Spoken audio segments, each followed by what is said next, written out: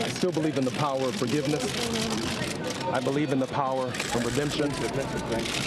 Today I manned up and tried to accept responsibility for the errors of my ways, and I still believe in the resurrection. Well, that was former Illinois Congressman Jesse Jackson Jr. after being sentenced to 30 months in federal prison for campaign finance fraud. He's the son of civil rights activist Jesse Jackson Sr. and Jacqueline Jackson. The former congressman served 8 terms in the U.S. House of Representatives from 1995 until his resignation in 2012. Now he and his mother are sharing how they got through this prison sentence in a new book. It's called Loving You, Thinking of You, and Don't Forget to Pray. Letters to My Son in Prison. The book features personal letters that Jacqueline wrote to her son every single day during his incarceration. Jacqueline Jackson and Jesse Jackson Jr. join us to discuss. Welcome. Thank you for having us. Well, I want to give my son some more lipstick that I gave him yesterday. Come on. No, Mom, I can't do it today. He said, no, Mom, we won't do that today. But I want to talk about, the reason why I wanted to talk about this book is because neither of you intended for this to be a book. Jesse, when you were sent away to prison, you even said to the family, forget me, leave me alone, I don't want any communication, because you were humiliated and embarrassed, you said. Just forget me. I thought, Gayle, that I had brought enough shame, enough embarrassment, and I was ashamed. I was catatonic during that period, and I didn't want to be remembered. I didn't want to be a burden for my children. I didn't want to be a burden for my mother and father. Just let me go to prison and let me be. And my mother was determined not to abandon me. And I saw men in prison who were abandoned.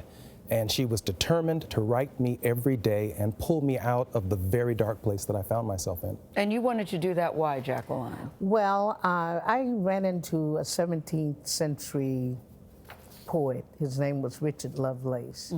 And he said, stone walls do not a prison make, nor iron bars a cage. And it was a poem that he wrote to his love, Althea, and the poem is called To Althea from Prison. And he was simply saying, this where you are, your circumstances will not define your character. This is just a bump in the road, and the difference in a stumbling block and an obstacle is in how high you lift your feet. So we're going to get through this, and you're going to be much better as a result of this experience. Well, what struck me about the letters was the simplicity of them. Just day-to-day stuff. Do you have a window? How large is your bed in your bedroom? Is there a bathroom in your room? Are you locked away? Why haven't I heard from you? Or Thanksgiving was almost uneventful until your call. We missed your present, so we didn't laugh as much. What did those letters do for you? I think, Gayle, when I went into prison and I was receiving them every day, they were sustaining me. They were giving me a sense of what was happening at home.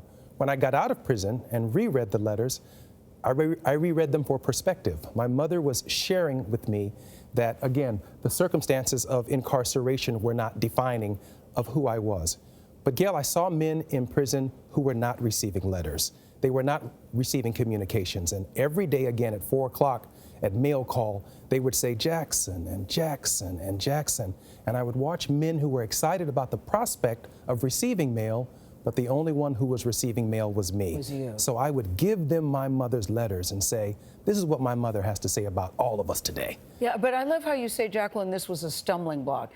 It really wasn't a stumbling block. He was a grown man. You were convicted of taking money from your own campaign, $750,000. So it was a self-inflicted wound. There's no doubt about it. And I accepted full responsibility for my behavior. Have you thought about why you did that? You know, over 10 years, that's the nature of the offense. And the government concluded about $75,000 a year were expenses that were not justifiable. And rather than drag my family through that entire process, it was really a long buildup to some depression, because I have to tell my mother at some point in time just how extravagantly I've been living and that I'm going to prison. I shared it with my father first. I refused to share it with her until I finally broke the news to her, and that was very painful. You also said, Jacqueline, that maybe he felt he wasn't living up to his father's expectations. Well, crime... Or that he had to live up to his father's expectations.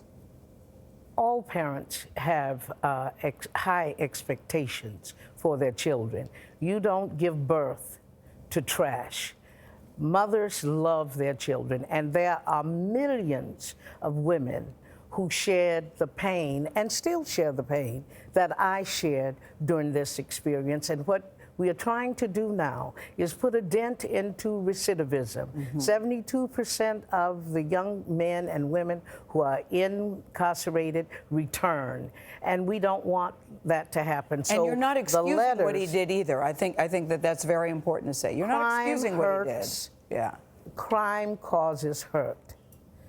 Justice repairs.